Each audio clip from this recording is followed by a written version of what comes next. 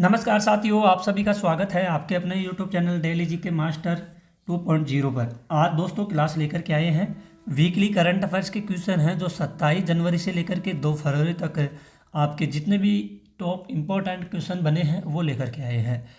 तो साथियों, आप लोग वीडियो के एंड तक बने रहिए और पहली बार आए हो तो चैनल को सब्सक्राइबर कर लीजिए, बेल आइकन को ऑन कर लीजिए। टेलीग्राम का लिंक आपको डिस्क्रिप्शन में मिल जाएगा, आप लोग ज्वाइन कर लीजिएगा, आपको वहाँ पे PDF फाइल प्लस वीडियो मिल जाएगी। तो आज की क्लास काफ़ी महत्वपूर्ण होगी, ठीक है। ज़्यादा से ज़्यादा क्लास को शेयर करना और जल्दी से जल्दी 1 के सब्सक्राइबर करवा दीजिए। तो आइए बिना किसी देरी से पहले क्वेश्चन से शुरू करते हैं। पहला क्वेश्चन है साथियों, हाल ही में आयरलैंड के नए प्रधानमंत्री कौन बने हैं? तो साथियों, आयरलैंड के नए प्रधानमंत्री बने हैं माइकल मार्टिन।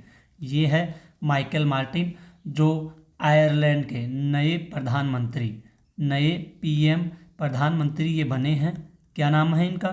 इनका नाम है माइकल मार्टिन, ठीक है। ये पहले बने हैं PM, ठीक है। आइए इसके बारे में देखते हैं, कुछ इंपॉर्टेंट पॉइंट्स हैं। माइकल मार्टिन को दूसरे कार्यकाल के लिए आयरलैंड का प्रधानमंत्री चुना गया है। 1937 से ही आयरिश राजनीति पर हावी रहा फियाना फैल और फाइन गेल के लिए। यह गठबंधन फियाना फैल और फाइल गेल के बीच में दूसरी साझेदारी होगी। दोनों पार्टियों 1937 से ही आयरिश राजनीति पर हावी रही है और 64 वर्षीय माइकल मार्टिन ने इससे पहले 2020 से 2022 तक आयरलैंड के प्रधानमंत्री के रूप में कार्यरत भी किया है। गठबंधन के समझौते के अनुसार फाइन गेल के साइमन हैरिस 2027 में आयरलैंड के प्रधानमंत्री फिर से ये बनेंगे, ठीक है। 2027 में भी ये आयरलैंड के आयरलैंड का फिर से PM बनेंगे, ठीक है। ध्यान में रखना, काफ़ी इम्पोर्टेंट ये क्वेश्चन है एग्जाम की दृष्टि से, नोट कर लेना और एंड तक बने रहना। प्रधानमंत्रियों की प्राइम मिनिस्टर की बात की जा रही है, यूनाइटेड किंगडम कीर स्टारमर, ठीक है। और नीदरलैंड के प्रधानमंत्री है डीक सूफ, और बांग्लादेश के हैं मोहम्मद यूनुस, भूटान के हैं शेरिंग तोब्गे, पाकिस्तान के हैं शहबाज शरीफ, और रूस के हैं मिखाइल मिशुस्टिन, ऑस्ट्रेलिया के हैं एंथनी अल्बानी, इटली के PM हैं जॉर्जिया मेलोनी, इजराइल के बेंजामिन नेतन्याहू, और जापान के हैं शिंगेरू इशिबा, और नेपाल के हैं KP शर्मा ओली। ये यहाँ के क्या हैं? प्रधानमंत्री हैं। फ्रांस के प्रधानमंत्री हैं फ्राइकोइस बायरू, श्रीलंका के हैं हेरिनी अमरसरिया, और मॉरिशस के हैं नवीन रामगुलाम, थाईलैंड के PM हैं पोटंगटोन सिनावात्रा, और टूनिसिया का है कामिल महौरी, एस्टोनिया के PM हैं क्रिस्टन मिशेल, चाड अलमाए हलीना, ये चाड के PM हैं, और भारत के PM हैं नरेंद्र मोदी जी, ठीक है। ये जितने भी देश हैं ये इनके कौन हैं? PM है, प्राइम मिनिस्टर है, ठीक है, जो हाल ही में कार्यरत है। तो ये काफ़ी इम्पोर्टेंट है, इनको आप लोग नोट जरूर कर लीजिएगा। आने वाली कोई से भी एग्ज़ाम हो साथियों, इन एग्ज़ामों में ये पूछे जाने वाले हैं। नेक्स्ट क्वेश्चन है, जनवरी 2025 में विशेषज्ञों के अनुसार जलवायु परिवर्तन के कारण किस देश का याला ग्लेशियर 2040 तक लुप्त हो जाएगा? तो 2040 तक नेपाल का जो याला ग्लेशियर है ये क्या हो जाएगा? ये लुप्त हो जाएगा। चित्र के माध्यम से देखिए, ये धीरे धीरे कम होता जा रहा है, यानी कि लुप्त होता जा रहा है। नेपाल के सबसे व्यापक रूप से अध्ययन किए गए ग्लेशियरों में से एक याला ग्लेशियर है जो 2040 तक के दशक गायब होने की आशंका है। निगरानी शुरू होने के बाद भी है याला ग्लेशियर के क्षेत्रफल और आयतन में उल्लेखनीय कमी देखी गई। ग्लेशियर का क्षेत्रफल 36% सिकुड़ गया है, ठीक है। ये 36% सिकुड़ गया है, ठीक है। तो ये समाप्त हो जाएगा, आशंका है इसकी। क्या है? इसकी आशंका जताई जा रही है। नेपाल के प्रधानमंत्री कौन है? KP शर्मा ओली है। राष्ट्रपति है रामचंद्र पौडेल, और राजधानी है काठमांडू। नेपाल ने army chief general Upendra Dwivedi को अपनी सेना के जनरल की मानद उपाधि दी है। और नेपाल ने चीन के BRI फ्रेमवर्क पर समझौता किया है। पहला भारत नेपाल पर्यटन सम्मेलन का आयोजन काठमांडू में किया गया। नेपाल में तमु लोसार पर्व मनाया गया है। नेपाल के चितवन जिले के सोराहा में 18वां हाथी और पर्यटन महोत्सव का आयोजन किया गया। नेपाल में बाल विवाह का समाप्त करने के लिए अभियान शुरू किया गया है। काफ़ी इम्पोर्टेंट से ये पॉइंट्स हैं करंट अफेयर्स के। किसके हैं? ये हैं करंट अफेयर्स के पॉइंट्स हैं, इनको आप लोग ज़रूर ध्यान में रखना और वीडियो के एंड तक रहना और नोट ज़रूर कर लीजिएगा। अगला क्वेश्चन है सागरमाथा संवाद 2025 किसकी बात की जा रही है? सागरमाथा संवाद 2025 का आयोजन किया जाएगा। तो इसका आयोजन होगा काठमांडू में। कहाँ पर होगा? काठमांडू में इसका आयोजन किया जाएगा। काठमांडू यानी कि नेपाल में किया जाएगा। चित्र के माध्यम से देखिए सागरमाथा संवाद आयोजित किया गया है। ठीक है, आइए इसके बारे में कुछ देखते हैं।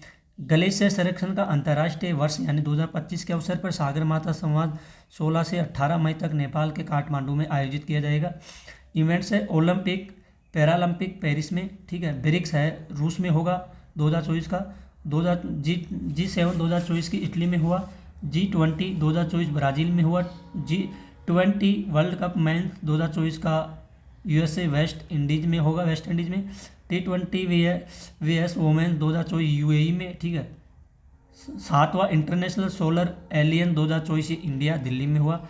मिस वर्ल्ड 2024 इंडिया मुंबई में हुआ। मिस यूनिवर्स 2024 का ये मैक्सिको में हुआ। और COP 29 2024 बेकागो अल्बार्जानिया में हुआ है।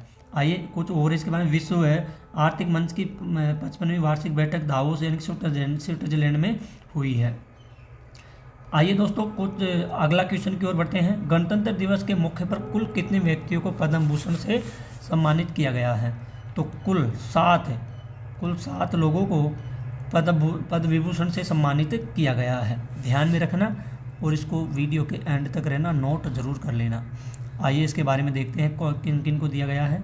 पद्म पुरस्कार विजेताओं की कुल संख्या है 139 पद्म पुरस्कार की, और 7 है पद्म विभूषण की, 19 है पद्म भूषण की, और पद्मश्री से है 113। ठीक है, तो साथियों ये टोटल मिलाकर के पद्म पुरस्कारों की संख्या थी कुल टोटल 139, जिसमें श्री दूर नागेश्वर रेड्डी चिकित्सा तेलंगाना से इनको दिया गया। न्यायमूर्ति सेवानिवृत्त है श्री जगदीश सिंह खेहर सार्वजनिक मामले चंडीगढ़ से दिया गया। श्रीमती कुमुदिनी रजनीकांत लाखिया कला गुजरात से है। श्री लक्ष्मी नारायण सुब्रमण्यम कला कर्नाटक से इन्हें दिया गया। श्री MT वायुसेवन देवन नायर मरणोपरांत साहित्य एवं शिक्षा केरल इनको दिया गया है। ठीक है, श्री ओसामू सुजुकू मरणोपरांत व्यापार और उद्योग इनको भी दिया गया। श्रीमती शारदा सिन्हा मरणोपरांत कला बिहार से इनको भी दिया गया है। आइए अगले क्वेश्चन की ओर बढ़ते हैं। 7 लोग हैं, 7 लोगों के बारे में बता चुके हैं। भारत का कौन सा शहर दुनिया के 31 वेंटिलेटेड शहरों की लिस्ट में शामिल हो गया है? तो ये बहुत A+B उदयपुर और इंदौर। उदयपुर ये राजस्थान में स्थित है और उदयपुर ये MP यानी कि मध्य प्रदेश में स्थित है। ठीक है, आप लोग चित्र के माध्यम से देख सकते हैं, काफ़ी इम्पोर्टेंट है। ठीक है, आइए इसके बारे में देखते हैं। देश के स्वच्छता शहर के रूप में नंबर 1 इंदौर, राजस्थान का उदयपुर अब दुनिया का चुनिंदा 21 वेंटिलेटेड सिटीज़ में शामिल हो गया है। यूनेस्को के रामसर सम्मेलन में इन्हें वेंटिलेटेड सिटी के रूप में अंतर्राष्ट्रीय मान्यता का दर्जा प्रदान किया गया। ठीक है, यूनेस्को की स्थापना हुई 16 नवंबर 1945 को। मुख्यालय है पेरिस में और इसके अध्यक्ष हैं आंड्रे ओंजेले। ठीक है, ध्यान में रखना, काफ़ी ये इम्पोर्टेंट है। ठीक है, अब बढ़ते हैं अगले क्वेश्चन की ओर। क्वेश्चन है समलैंगिक विवाह को कानूनी मान्यता देने वाला साउथ ईस्ट इंडिया का पहला देश कौन सा बना है? तो पहला देश बना है, ये बना है थाईलैंड बना है। कौन सा बना है? थाईलैंड देश बना है। चित्र के माध्यम से देखिए। आइए इसके बारे में कुछ देखते हैं। समलैंगिक विवाह विधेयक 2024 में थाईलैंड की संसद ने मंजूरी दी है। इसी के साथ थाईलैंड साउथ ईस्ट इंडिया का पहला देश बन गया जिसने समान लिंग वालों को शादी करने के लिए मान्यता दी है। राजधानी है बैंकॉक। थाई बहत इनकी मुद्रा है। राष्ट्रपति है पेंटोगटारन सिनावात्रा। ठीक है, आप लोग चित्र के माध्यम से देख सकते हैं। थाईलैंड बैंकॉक इसकी राजधानी है। नेक्स्ट क्वेश्चन है भारत की पहली निजी सेमीकंडक्टर विनिर्माण सुविधा किस राज्य में शुरू की गई? ये आंध्र प्रदेश में शुरू की गई है। भारत की पहली निजी सेमीकंडक्टर विनिर्माण सुविधा आंध्र प्रदेश में शुरू की जाएगी। इस सुविधा के लिए 14,000 करोड़ रुपए का निवेश किया जाएगा। यह सिलिकॉन कार्बाइड चिप्स विनिर्माण सुविधा भारत की पहली निजी सेमीकंडक्टर फैब होगी। ठीक है, ध्यान में रखिएगा, काफ़ी महत्वपूर्ण है। आइए नेक्स्ट क्वेश्चन की ओर बढ़ते हैं। हाल ही में कौन सी संस्थान को सुभाष चंद्र बोस आपदा प्रबंधन पुरस्कार 2025 के लिए नामित किया गया है? तो इन कोशिश के लिए इनको नामित कर दिया गया है, ध्यान में रखिएगा। भारतीय राष्ट्रीय महासागर सूचना सेवा केंद्र को आपदा प्रबंधन में उत्कृष्ट कार्य के लिए संस्थागत श्रेणी में सुभाष चंद्र बोस आपदा प्रबंधन पुरस्कार 2025 के लिए चुना गया। सुभाष चंद्र बोस आपदा प्रबंधन पुरस्कार की घोषणा भारत सरकार द्वारा हर 23 जनवरी को नेताजी सुभाष चंद्र बोस की जयंती पर अवसर पर दिया जाता है। 2021 से भारत सरकार 23 जनवरी को हर साल पराक्रम दिवस भी के रूप में भी मनाई जाती है। ठीक है, नेक्स्ट क्वेश्चन है, शॉन करन को किस देश के राष्ट्रपति ने सीक्रेट सर्विस का डायरेक्टर नियुक्त किया गया है? तो ये अमेरिका के द्वारा किया गया है। आप गोले में देख सकते हैं, ट्रंप ने जान बचाने वाले को बनाया सीक्रेट सर्विस का डायरेक्टर। इम्पोर्टेंट है काफ़ी ज़्यादा और ये महत्वपूर्ण भी है। एक्सप्लेन करते हैं, इनमें अन्य नियुक्तियाँ कौन कौन सी हुई है। सुसी विल्स व्हाइट हाउस का नया चीफ और स्टाफ है। माइक वाल्टज अमेरिका का राष्ट्रीय सुरक्षा सलाहकार नया है। अमेरिका के 47वें राष्ट्रपति डोनाल्ड ट्रंप हो गए हैं। अमेरिका के स्वास्थ्य सचिव रॉबर्ट एफ कैनेडी जूनियर है। अमेरिका के रक्षा सचिव होंगे पीट हेगसेथ। अमेरिका की नई राष्ट्रीय खुफिया निदेशक तुलसी गबार्ड है। और अमेरिका के वित्त मंत्री स्कॉट बेसेंट है। ब्रूक रोलिस अमेरिका के कृषि मंत्री होंगे। अमेरिका के federal bureau of investigation FBI का प्रमुख काश पटेल होंगे, काश पटेल। विदेश मंत्री होंगे मार्को रूबिया। और वॉरेन स्टीफेंस यूनाइटेड किंगडम में राजदूत के रूप में नामित किया गया है। आप सभी के चित्र के माध्यम से देख सकते हैं जिन जिन को नियुक्त किया गया है, ये सभी आपके सामने हैं। ठीक है, अगला क्वेश्चन है, हाल ही में अंतर्राष्ट्रीय बाजरा महोत्सव के छठे सत्र का आयोजन कहाँ पर किया गया है? ये कर्नाटक के बेंगलुरु में किया गया है। ठीक है, ध्यान में रखना। आइए नेक्स्ट क्वेश्चन है, ऑस्ट्रेलियन ओपन 2025 के महिला एकल खिताब किसने जीता है? ये मेडिसन कीज के द्वारा, यह है मेडिसन कीज, इसके द्वारा यह जीता गया है। काफ़ी महत्वपूर्ण है। अमेरिकी मेडिसन ने ग्रैंड स्लैम ट्रॉफी पर कब्जा किया। उन्होंने गत चैंपियन आयरा सबालेका को हराकर ऑस्ट्रेलिया ओपन का खिताब जीता है। नेक्स्ट क्वेश्चन है, ऑस्ट्रेलिया ओपन 2025 के पुरुष एकल का खिताब किसने जीता है? तो जेनिक सिनर ने जीता है। किसके द्वारा? ये है जेनिक सिनर, इनके द्वारा जीता गया है। और जेनिक सिनर दुनिया के एक नंबर टेनिस खिलाड़ी जेनिक सिनर ने जर्मनी के अलेक्जेंडर ज्वेरेव को मात देकर लगातार दूसरी बार ऑस्ट्रेलिया ओपन के पुरुष का खिताब जीता गया है। काफ़ी महत्वपूर्ण है। नेक्स्ट क्वेश्चन है, हाल ही में पहली मानव पनडुब्बी, कौन सी?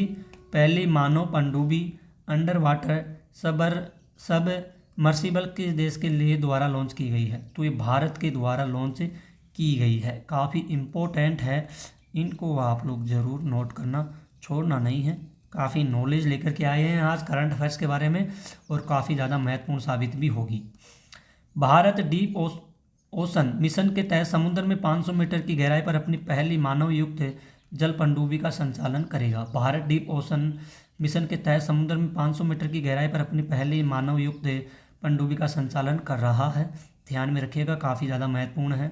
नेक्स्ट क्वेश्चन है, किन दो देशों के द्वारा ट्रोजन 155 mm और टोड आर्टिलरी गन सिस्टम विकसित किया है? किसके द्वारा किया गया है? ये भारत के द्वारा किया गया है। भारत और फ्रांस देश के द्वारा किया गया है। काफ़ी इम्पोर्टेंट है, ध्यान में रखिए।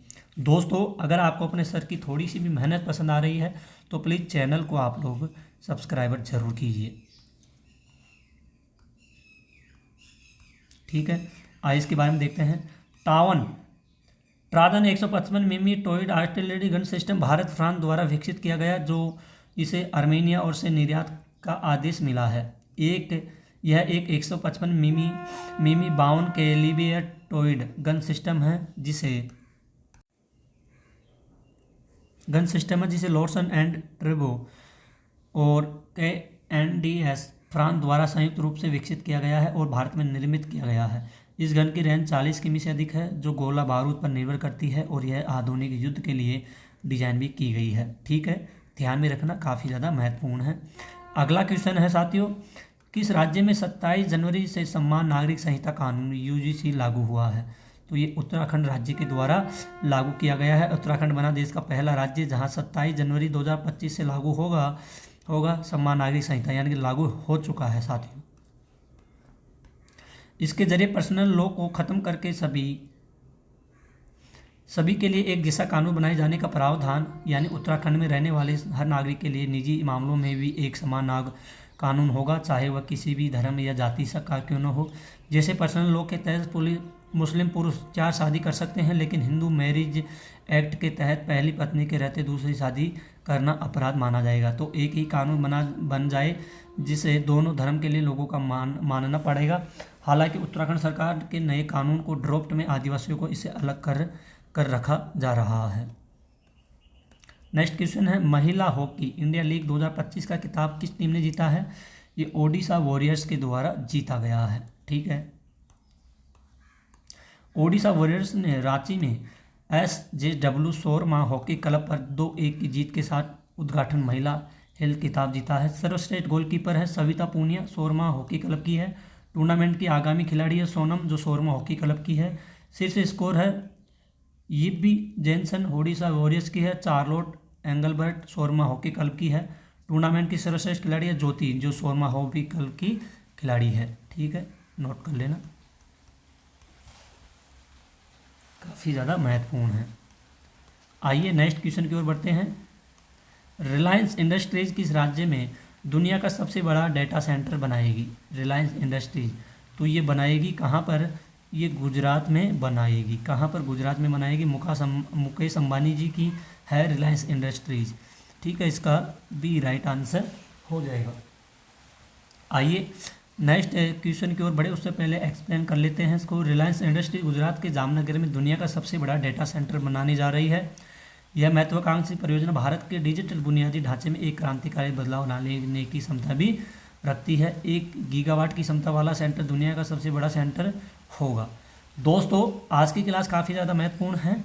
ठीक है, ज़्यादा बड़ी क्लास नहीं होगी, लेकिन क्वेश्चन काफ़ी इम्पोर्टेंट होंगे सारे के सारे। ठीक है, हाल ही में सिंगापुर के ऑनरेरी सिटीजन अवार्ड से किसे प्रदान किया गया है? तो तरुण दास को यह प्रदान किया गया है।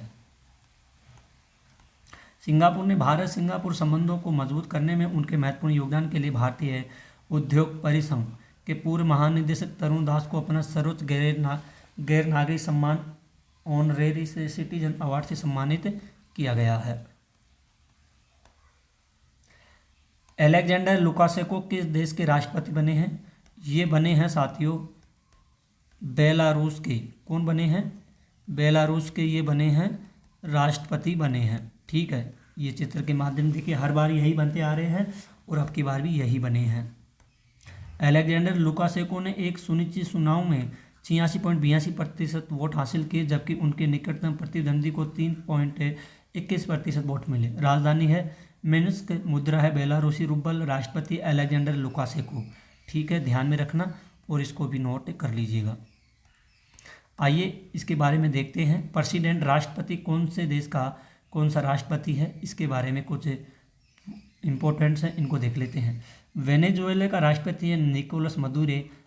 टोटल राष्ट्रपति के बारे में है, अर्जेंटीना के हैं जेवियर मिलेई, नाइजीरिया के हैं बोला अहमद टिनुबू, अमेरिका के हैं डोनाल्ड ट्रंप 47वें, मैक्सिको के हैं क्लाउडिया शिनबाम, क्रोएशिया के हैं जोरान मिलानोविक, यूक्रेन के हैं वोलोडिमिर जेलेंस्की, सिंगापुर के हैं थर्मन शनमुगारत्नम, श्रीलंका के हैं अनुराग कुमारा दिसानाइके, ताइवान के हैं ताई चिंगते, पाकिस्तान के हैं आसिफ अली जरदारी, वियतनाम के हैं लुओंग कुओंग, मिस्र के हैं अब्देल फतेह अल सीसी और दक्षिण अफ्रीका के हैं सिरिल रामाफोसा, रूस के हैं व्लादिमीर पुतिन, अल्जीरिया के राष्ट्रपति हैं अब्देल मजीद तेब्बोने, रवांडा के हैं पॉल कागामे और लिथुआनिया के हैं गितानस नौसेदा, थाईलैंड के हैं हल्ला टाइम्स डोटिर, चीन के हैं शी जिनपिंग और जॉर्जिया के मिखाइल केवेलसवेली। ये इन सभी देशों के कौन हैं? ये इन सभी देशों के कौन हैं? राष्ट्रपति हैं। इनको जरूर ध्यान में रखना और नोट कर लीजिएगा, काफ़ी इम्पोर्टेंट होंगे, आपसे पूछे जाए तो आप लोग बता दीजिएगा।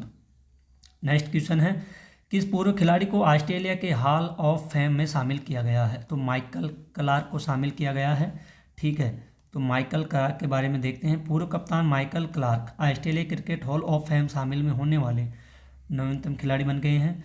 वे इस सूची में शामिल होने वाले 64वें क्रिकेटर बन गए हैं साथियों। नेक्स्ट क्वेश्चन है, सरकार ने किस वर्ष तक 10,000 जीआई टैग का लक्ष्य रखा है? तो 2030 तक कितने 10,000 तक के जीआई टैग का लक्ष्य रखा है। भारत के द्वारा 2030 तक 10,000 भौगोलिक संकेत जीआई टैग का लक्ष्य रखा है।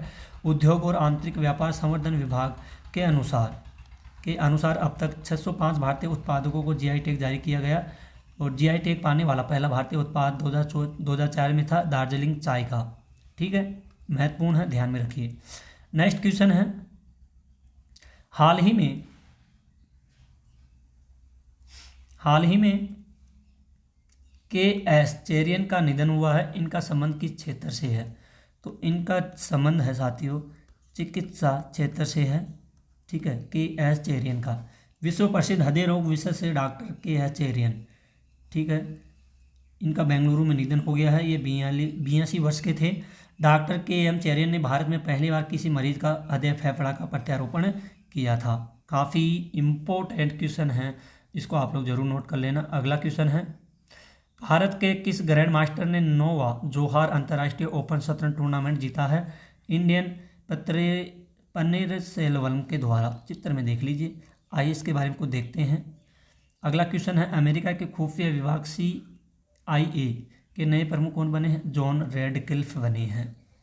ठीक है, आइए इसके बारे में देखते हैं। एक्सप्लेन है, सूसी विल्स कौन है? सूसी विल्स व्हाइट हाउस का नया चीफ ऑफ स्टाफ बना है। ठीक है, माइकल वाल्टर्स अमेरिका का राष्ट्रीय सुरक्षा सलाहकार। दोस्तों ये अपन ने अभी पहले पढ़े हैं, पिछले क्वेश्चन गए हैं ऊपर, उनको देखिए, ये अपन पढ़ चुके हैं इसके बारे में। अगला क्वेश्चन है, हाल ही में किस देश में पहला अंतर्राष्ट्रीय पश्मीना महोत्सव आयोजित मनाया गया है? पश्मीना कौन सा अंतर्राष्ट्रीय महोत्सव है? ये है पश्मीना महोत्सव। और ये कहाँ पर मनाया गया है? ये नेपाल में मनाया गया है। काफ़ी महत्वपूर्ण क्वेश्चन है एग्जाम की दृष्टि से।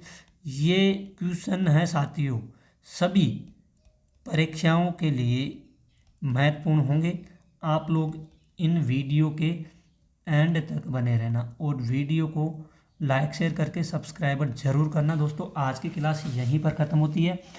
अगर दोस्तों चैनल पर पहली बार आए हो तो चैनल को आप लोग सब्सक्राइबर कर लीजिए, बेल आइकन को ऑन कर लीजिए और वीडियो को लाइक शेयर तो करना ही पड़ेगा और एक प्यारा सा कमेंट कीजिए कि आपको क्लास कैसी लगी है। दोस्तों टेलीग्राम ज्वाइन करना, फेसबुक पेज ज्वाइन करना और व्हाट्सअप ग्रुप भी ज्वाइन कर लेना।